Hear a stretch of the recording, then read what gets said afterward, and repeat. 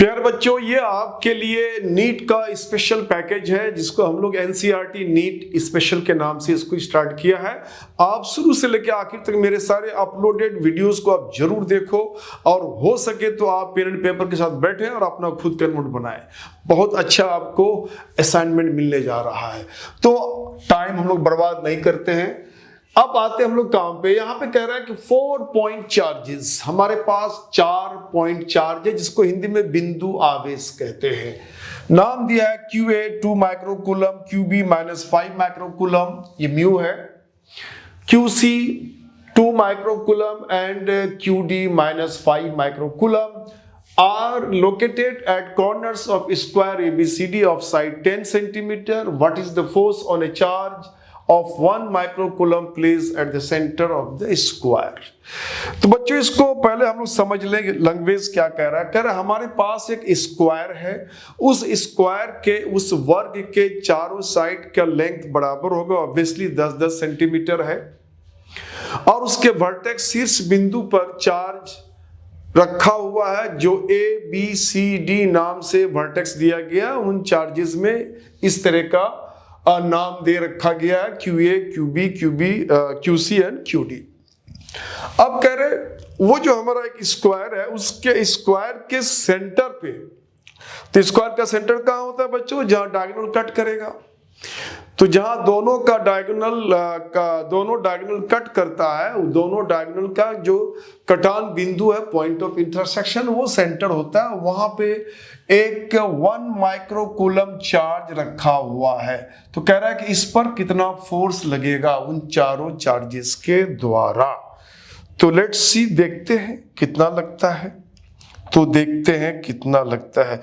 तो कंसीडर करा ये हमारा एक स्क्वायर है, विजिबिलिटी है बच्चों, दिखाई पड़ रहा होगा। अब इस स्क्वायर के पॉइंट्स को हमने नाम दिया यहाँ A, this is B, this is C and this is D। और यहाँ पे चार्ज है हमारा QA और ये नाम दिया हमने 2 माइक्रोकूलम। उसके बाद B पे चार्ज है यहाँ QB और इसका वैल्यू दिया है -5 माइक्रोकूलम। QC वंस अगेन यहाँ पे है हमारा QC और यहाँ पे वैल्यू है 2 माइक्रोकूलम।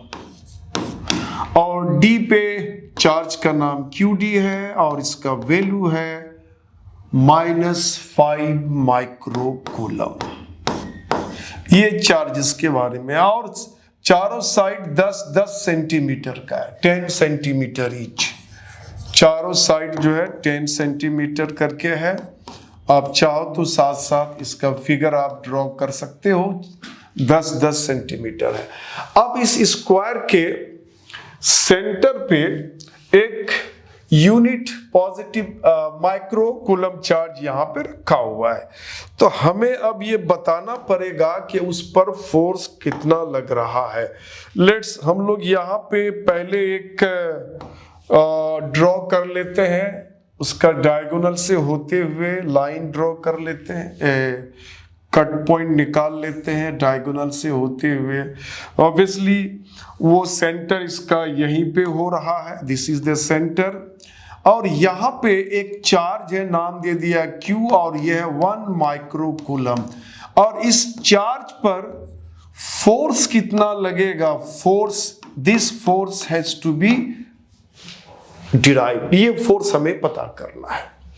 तो सबसे पहली बात बच्चों, ये चार्जेस जो है, ये 4 जो कॉर्नर पे चार्जेस है, इन चार्जेस का यहाँ पे इलेक्ट्रिक फील्ड कितना होगा और किधर होगा। तो हम लोग पहले उसका इलेक्ट्रिक फील्ड निकालते हैं बारी बारी से। चाहो तो आप डायरेक्ट फोर्स भी निकाल सकते हो, इलेक्ट्रिक फील्ड अगर निकालना है तो डायरेक्ट फोर्स भी निकाल सकते हो। तो हम लोग अगर फोर्स निकालेंगे तो अब देखो ये जो QA चार्ज है यहाँ पे ये पॉजिटिव है और यहाँ पे आपने पॉजिटिव चार्ज रखा है। तो जाहिर है कि ये चार्ज इसको क्या करेगा? रिपेल करेगा। दोनों पॉजिटिव पे रिपेल करेगा, यानी इधर की तरफ हमारा जो फोर्स लगेगा वो A पर जो चार्ज है वो चार्ज इधर की तरफ फोर्स लगाएगा। सिमिलरली इसके अपोजिट में यहां पे भी उतना ही चार्ज है 2 माइक्रोकूलम, और ये भी इस पर फोर्स लगाएगा तो ये इधर की तरफ फोर्स लगाएगा जिसको हम लोग Fc कहेंगे। इसी तरह से अगर यहां बी पॉइंट की बात करेंगे तो यहां नेगेटिव चार्ज है बच्चों, तो नेगेटिव चार्ज क्या करेगा, ये पॉजिटिव उसको अट्रैक्ट करेगा, यानी यहां पे इधर की तरफ हमारा Fb लग रहा है। और चूंकि डायरेक्शन हम मेंशन कर रहे हैं फोर्स का, तो यहाँ पे एरो आप देते जाओ, ज्यादा अच्छा रहेगा। इसी तरह से यहाँ पे डी पे जो -5 माइक्रोकूलम चार्ज है, ये इसको अट्रैक्ट करेगा, चूंकि पॉजिटिव या नेगेटिव, ये इधर अट्रैक्ट करेगा, तो ये इधर की तरफ अट्रैक्ट करेगा। इसका नाम देते हैं हम लोग Ft। अब देखो यहाँ बाई फिगर, आपको यहाँ न्यूमेरिकल इसका सॉल्व अगर करना है तो आप सॉल्व कर सकते हो, वेक्टर मेथड का हम लोग यूज कर लेंगे। तो ये मैथमेटिकली ये अंडरस्टूड है कि स्क्वायर का जो सेंटर होता है वो डायगोनल के बिल्कुल मिडिल पॉइंट होता है, या यूं कहा जाए कि ये जो डिस्टेंस है इसका नाम दे देते हैं, यहाँ पे कुछ नाम दे दिया जाए बच्चों, कुछ नाम सुझा दूं यहाँ, चलो सेंटर को ओ कह दिया। यानी जो डिस्टेंसेस है हमारा, डिस्टेंसेस जो है जिसको हम लोग कह सकते हैं AO, BO और CO और DO, ये चारों distance centre of the square से चारों वर्टेक्स की दूरी बराबर है। शीर्ष बिंदु की दूरी जो है इस सेंटर से, केंद्र से बराबर है। अब ये बताओ कि ये जो चार्ज है यहाँ पे पॉइंट ए में, और यहाँ पे जो हमारा 1 माइक्रोकूलम चार्ज है, इन दोनों के बीच जो फोर्स लगना है, सेम अमाउंट ऑफ फोर्स इधर भी लगेगा, क्योंकि यहाँ भी 2 माइक्रोकूलम चार्ज है और वो भी उसी में एक लगना है। तो अगर हम ये कहें कि ये जो Fc फोर्स, Fa फोर्स इधर इसको रिपेल करेगा, उतना ही फोर्स से यहाँ का चार्ज उसको उधर की तरफ रिपेल करेगा, क्योंकि ये दोनों चार्ज इस पे जो रिपल्सिव फोर्स लगा रहा है, दोनों का चार्ज का वैल्यू सेम है और डिस्टेंस भी सेम है। तो मैग्नीट्यूड ऑफ फोर्स ये दोनों चार्ज बराबर लगाएगा, लेकिन डायरेक्शन वहां का होगा, अपोजिट होगा।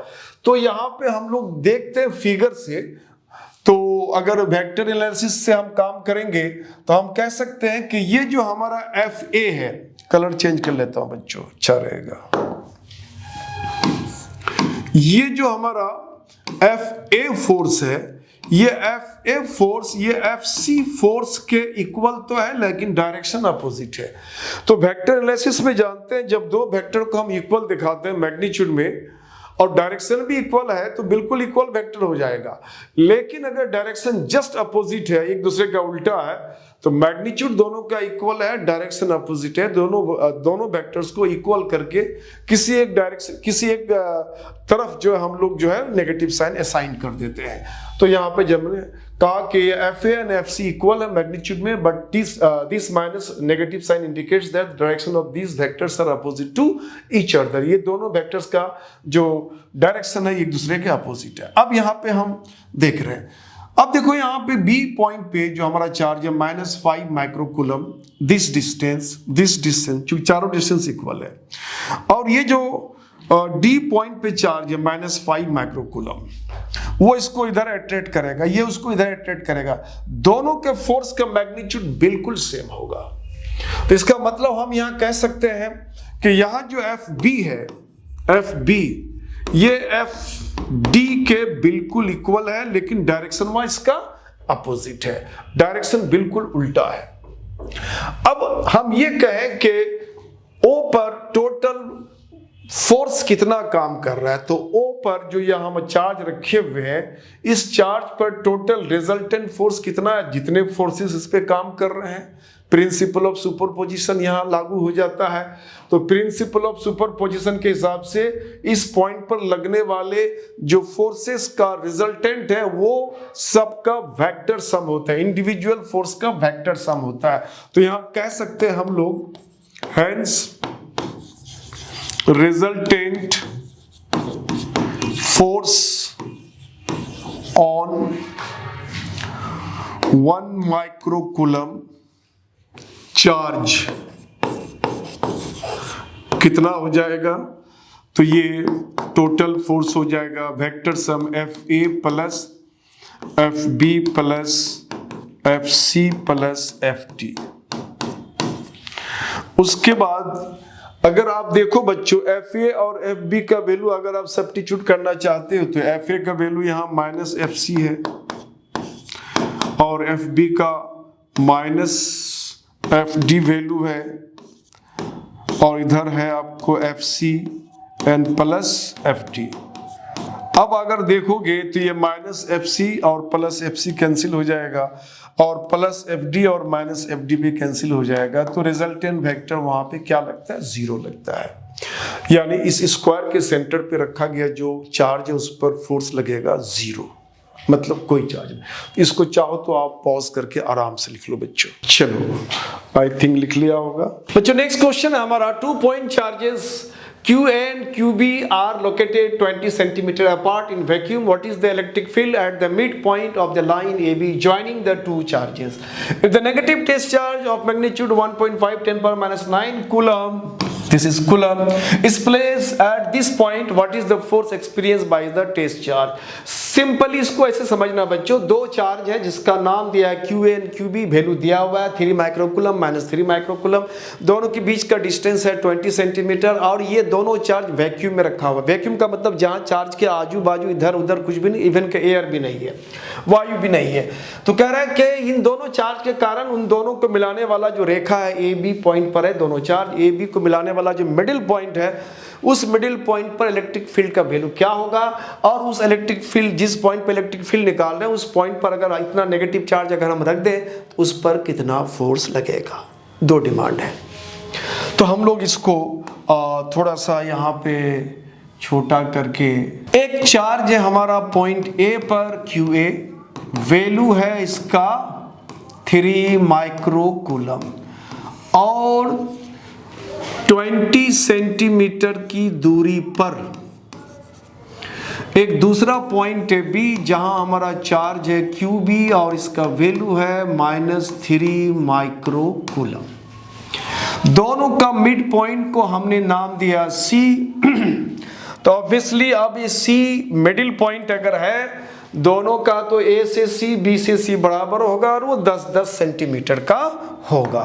तो अब ये हम लोग इसको देखते हैं कि A से C B से C ये दोनों डिस्टेंस 10-10 सेंटीमीटर का होगा। अब इस चार्ज के कारण यहाँ पे हम लोग इलेक्ट्रिक फील्ड पता करते हैं। ये जहाँ पर इलेक्ट्रिक फील्ड आप पता करते हो, जैसे मान लो एक कोई चार्ज है बच्चों यहाँ पे सपोज 5 कूलम पॉजिटिव चार्ज है और इससे r डिस्टेंस पे यहाँ इलेक्ट्रिक फील्ड मालूम करना चाहते हो, तो सिंपल फंडा है जहाँ इलेक्ट्रिक फील्ड मालूम करना है, बस यहाँ एक यूनिट पॉजिटिव चार्ज दिमाग में रख लो और कूलम के हिसाब से इस पर कितना फोर्स लगना चाहिए वो निकाल दो। दैट इज इलेक्ट्रिक फील्ड या इलेक्ट्रिक फील्ड इंटेंसिटी भी कहते हैं इसको। तो हम लोग यहाँ क्या करेंगे, तो यहाँ क्या करेंगे, coulomb constant product of charges, तो इसको इससे मल्टीप्लाई करेंगे तो इतना ही होगा। तो ट्रेडिशनली हम लोग बोलते हैं source charge upon distance square.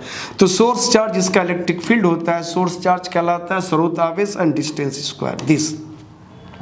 रही बात डायरेक्शन का, तो ऑब्वियसली ये डायरेक्शन क्या होगा बच्चों, ये पॉजिटिव है और जहां निकालना चाहते हैं वो अंडरस्टूड है यूनिट पॉजिटिव चार्ज रिपेल करेगा, तो यहाँ पे डायरेक्शन इसका इधर की तरफ होगा।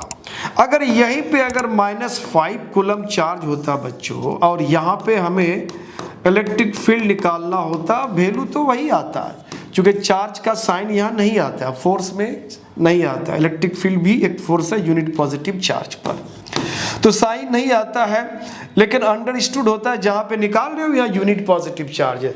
अब बताओ कि अगर ये यूनिट पॉजिटिव चार्ज अगर हो और ये नेगेटिव हो तो क्या करेगा, उसको अट्रैक्ट करेगा। तो अट्रैक्ट करने का मतलब है कि इलेक्ट्रिक फील्ड का डायरेक्शन यहाँ पे इधर हो जाएगा। तो सिंपली हम लोग ऐसे याद रख लेते हैं कि पॉजिटिव चार्ज के कारण किसी पॉइंट पर जो इलेक्ट्रिक फील्ड होगा वो चार्ज से रेडियली आउटवर्ड होगा, मतलब उससे बाहर की तरफ होगा। और अगर नेगेटिव चार्ज के कारण किसी पॉइंट पर इलेक्ट्रिक फील्ड निकालना हो तो उसका डायरेक्शन रेडियली इनवर्ड यानी उस चार्ज की तरफ होगा। तो अब यहाँ पे अगर हमें इलेक्ट्रिक फील्ड निकालना बच्चों चार्ज A के कारण, तो इसका इलेक्ट्रिक फील्ड का डायरेक्शन इधर होगा यहाँ पे। और इसके कारण अगर हम निकालेंगे इस पॉइंट पे इलेक्ट्रिक फील्ड, तो इसका भी डायरेक्शन इधर ही होगा, क्योंकि नेगेटिव चार्ज की तरफ होता है और पॉजिटिव चार्ज से अवे, ये अवे हो रहा है और ये इनके तरफ हो रहा है। इसका मतलब है इस मिडिल पॉइंट पर जो टोटल इलेक्ट्रिक फील्ड होगा इन दोनों का वेक्टर सम होगा। क्या होगा बच्चों? वेक्टर सम होगा। तो दोनों वैल्यू को हम लोग निकाल लेते हैं बारी बारी से। ये वेक्टर सम हम लोग बैठा देंगे, आराम से हमारा वैल्यू निकल जाएगा। तो अब यहाँ बोलेंगे ई ए कितना हो जाएगा बच्चों?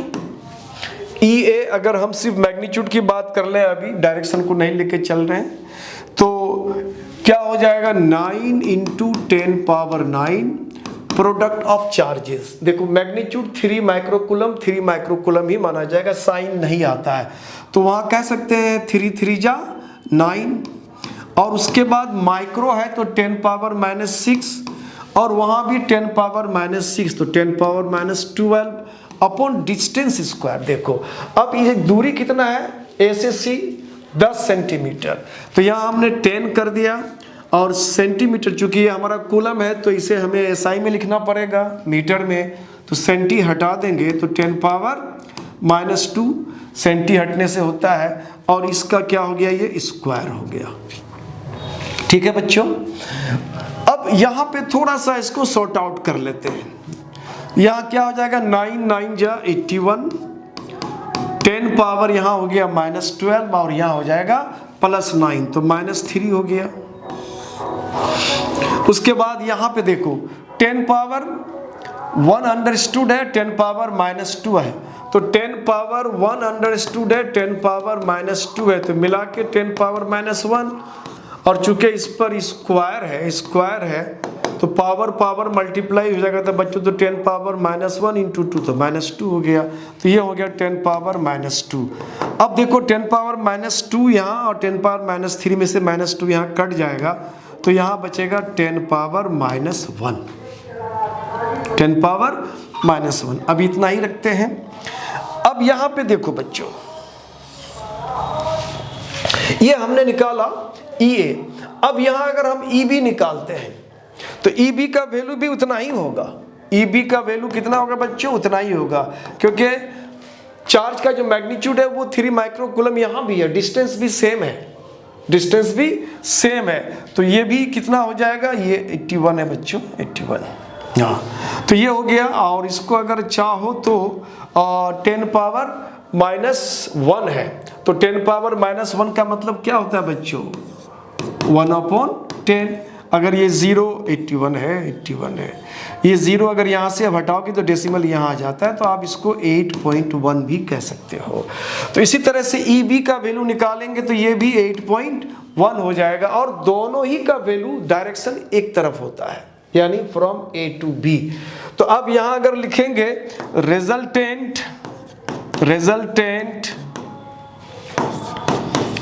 Electric field at mid point कितना हो जाएगा? तो 8.1 एंड 8.1 है, ट्वाइस ऑफ 8.1, तो ये हो जाएगा 2 एंड 8 2 जा 16.2, और इलेक्ट्रिक फील्ड का यूनिट होता है न्यूटन पर कूलम। तो इतना इलेक्ट्रिक फील्ड का वैल्यू हो गया। और डायरेक्शन अगर बोलेंगे तो direction is from A to B, direction is from A to B. एक पार्ट का ये हमारा आंसर हो गया। दूसरा कह रहा है if negative test charge of magnitude, अगर हम इस पॉइंट पे नेगेटिव टेस्ट चार्ज अगर हम रख देते हैं 1.5 10 पावर -9 10 पावर -9 कूलम का 9 कूलम का नेगेटिव चार्ज अगर यहाँ रखते हैं तो उस पर फोर्स कितना लगेगा। तो हम लोग बी पार्ट का आंसर करेंगे। ये तो हमारा ए पार्ट का आंसर हो गया। अब बी पार्ट का आंसर करते हैं। आप चाहो तो इसको पॉज करके आराम से बच्चों आप लिख सकते हो। आपके लिए इसको है कि आप आराम से इसको लिख लो। मैं इसको बी पार्ट का आंसर करने जा रहा हूँ। तो इलेक्ट्रिक फील्ड में कोई भी चार्ज अगर रखा हुआ है तो उस पर जो फोर्स लगता है तो फोर्स का मैग्नीट्यूड होता है बच्चों चार्ज मल्टीप्लाइड इलेक्ट्रिक फील्ड। तो यहाँ पे फोर्स जो रिजल्टेंट फोर्स उस नेगेटिव चार्ज पे लगेगा वो उसको हम लोग सिंबॉलिक में QE बोलते हैं। क्यू बोले तो चार्ज कितना है, तो बोलेंगे चार्ज है 1.5 10 पावर -9 और उसके बाद ये हो गया आपको इलेक्ट्रिक फील्ड का वैल्यू हो गया 16.2। अब इसको सॉल्व कर लो बच्चों, तो ये आपको इतना न्यूटन फोर्स उस चार्ज पे लगेगा और उसका डायरेक्शन किधर होगा, डायरेक्शन किधर होगा ये भी बताना पड़ेगा। जब इस पर फोर्स लगेगा तो उसका डायरेक्शन किधर होगा। तो नेगेटिव चार्ज पर जब भी फोर्स लगता है बच्चों वो इलेक्ट्रिक फील्ड के अपोजिट डायरेक्शन में होता है। इसको मैं थोड़ा सा क्लियर के साथ बताता हूँ। पहले यहाँ से मैं इसको हटा दूँ। यहाँ पे मान लिया कि यहाँ पे हमने एक 5 कूलम का चार्ज रखा और यहाँ से r डिस्टेंस पे इलेक्ट्रिक फील्ड का वैल्यू समथिंग आया। अब इलेक्ट्रिक फील्ड का वैल्यू आया यहाँ पे हमारा कप्पा ये 5/r²। चलो ठीक है। डायरेक्शन किधर है, डायरेक्शन इसका इधर की तरफ होगा। अब इस जगह पर इलेक्ट्रिक फील्ड का डायरेक्शन इधर की तरफ है। इस जगह पे अगर आप पॉजिटिव चार्ज रख रहे हो, कोई भी पॉजिटिव चार्ज, तो ये पॉजिटिव रिपेल करेगा, यानी पॉजिटिव चार्ज पर लगने वाला फोर्स इलेक्ट्रिक फील्ड के डायरेक्शन की तरफ होगा। लेकिन अगर यहाँ कोई भी नेगेटिव चार्ज रख रहे हो, कोई भी नेगेटिव चार्ज रख रहे हो, तो ऑब्वियसली ये पॉजिटिव उसको क्या करेगा, अट्रैक्ट करेगा, खींचेगा। यानी किसी भी इलेक्ट्रिक फील्ड में अगर नेगेटिव चार्ज रख रहे हो तो उस पर लगने वाला फोर्स सोर्स चार्ज की तरफ होगा। हमने उसको यू कहा जाए कि इलेक्ट्रिक फील्ड के अगेंस्ट होगा, उल्टी दिशा में होगा। तो अब इस पर जो फोर्स का डायरेक्शन होगा वो किधर से किधर होगा, सी से ए की तरफ, या यू कहो कि ए और बी मेंशन है तो बी से ए की तरफ होगा। तो इसका जो डायरेक्शन होगा बच्चों, direction is from B to A. ये आपका हुआ इसका कंप्लीट सॉल्यूशन। हाँ बच्चों, नेक्स्ट हमारा जो क्वेश्चन है, करा system has 2 charges QA and QB। दोनों चार्जेस का यहाँ मैग्नीट्यूड दिया हुआ है, एक पॉजिटिव में दूसरा नेगेटिव में है। और ये दोनों चार्ज कहाँ रखा हुआ है, QA यहाँ रखा हुआ है और QB यहाँ रखा हुआ है। ये जो वैल्यू दिया हुआ है, ये वैल्यू समझ में आ रहा है कि ये 3 डायमेंशन यानी 3 एक्सिस की तरफ की बात कर रहा है। X axis 0, Y axis 0 and Z axis. X axis 0, Y axis 0 and Z axis. ये प्लस का मतलब है positive direction of Z axis और यहाँ पे माइनस का मतलब होता है negative direction of Z axis. ये 2 पॉइंट पर ये 2 चार्जेस रखा हुआ है। कह रहा है कि what is the total charge, total charge कितना होगा, और फिर कह रहा है कि डायपोल मोमेंट क्या होगा उस सिस्टम ऑफ चार्ज का। टोटल चार्ज हमें निकालना है और डायपोल मोमेंट हमें निकालना है।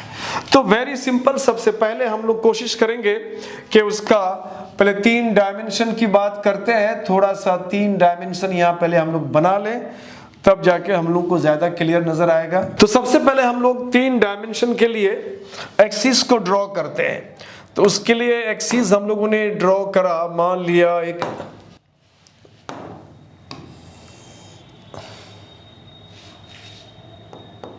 ये Z एक्सिस है, दिस इज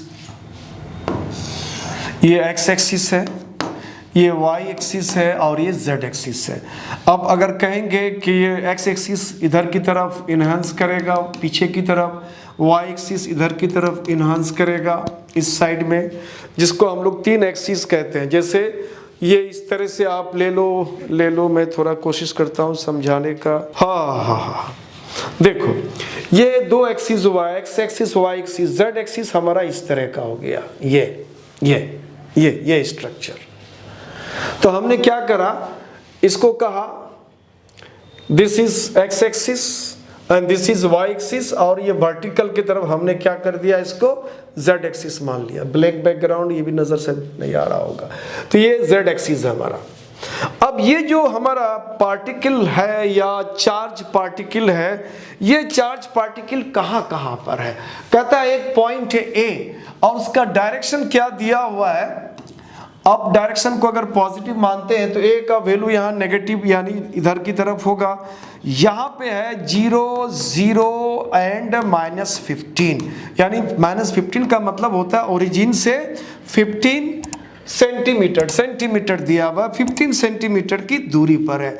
और x और y कोऑर्डिनेट 0 का मतलब है वो एक्सिस पर ही रहेगा, z पे ही रहेगा। जब तक के x और y का वैल्यू कुछ नहीं होगा अपार्ट फ्रॉम 0, तब तक वो एक्सिस छोड़ के इधर उधर कहीं नहीं जाएगा, एक्सिस में ही रहेगा। उसी तरह से q भी चार्ज जो B पॉइंट पर है और यहाँ भी उसका वैल्यू दिया हुआ है 0 0 प्लस 15 है ना, प्लस 15 सेंटीमीटर, यानी ओरिजिन से 15 सेंटीमीटर की दूरी पर है। तो अब हमको यहाँ जो आंसर करना है बच्चों, पहला तो कह रहा है कि what is total charge of the system. तो हम लोग पहले टोटल चार्ज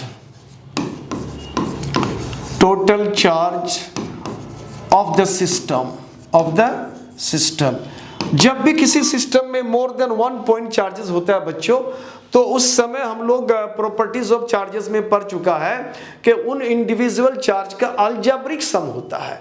तो अब इस पूरे सिस्टम के अलजेब्रिक सम यानी चार्जेस का अलजेब्रिक सम, तो एक है हमारा QA और दूसरा हमारा क्या है QB। अब इन दोनों को हम ऐड करेंगे, तो ऐड करेंगे तो QA का वैल्यू है 2.5 10 पावर -7 और QB का वैल्यू है -2.5 10 पावर -7। अब ये थोड़ा सा हमारा एक्सिस का भी चलो एक्सिस को मैंने कलर चेंज करा। अब यहाँ देखो बच्चों, इन दोनों को अगर आप ऐड करते हो, इन दोनों का एडिशन क्या हो जाएगा, देखो ये सेम वैल्यू सेम, एक पॉजिटिव दूसरा नेगेटिव, तो कितना हो जाएगा 0 हो जाएगा। तो एक का आंसर तो हमें मिल गया कि टोटल चार्ज सिस्टम का 0 हो जाएगा। अब कहता है कि डायपोल मोमेंट क्या होगा सिस्टम का, वेरी गुड क्वेश्चन। तो अब हमें डायपोल मोमेंट निकालना है। तो डायपोल मोमेंट के बारे में हम लोग जानते हैं बच्चों, डायपोल मोमेंट का वैल्यू कैसे निकालना ये हम लोगों को पता है। तो डायपोल मोमेंट जो होता है, 2 पॉइंट चार्जेस होते हैं, दोनों चार्ज का मैग्नीट्यूड सेम होता है, पोलैरिटी डिफरेंट होता है, एक पॉजिटिव होता है दूसरा नेगेटिव होता है, और उसके बाद दोनों के बीच जो डिस्टेंस होता है उसको हम लोग 12 लेते हैं, इसको डायपोल लेंथ कहते हैं, और डायपोल मोमेंट का वैल्यू P से लिखते हैं, और ये वैल्यू होता है Q इंटू 12। तो यहाँ पे Q कितना है, Q का मतलब आइदर ऑफ द चार्ज, दोनों चार्ज में से किसी एक चार्ज का वैल्यू लेते हैं।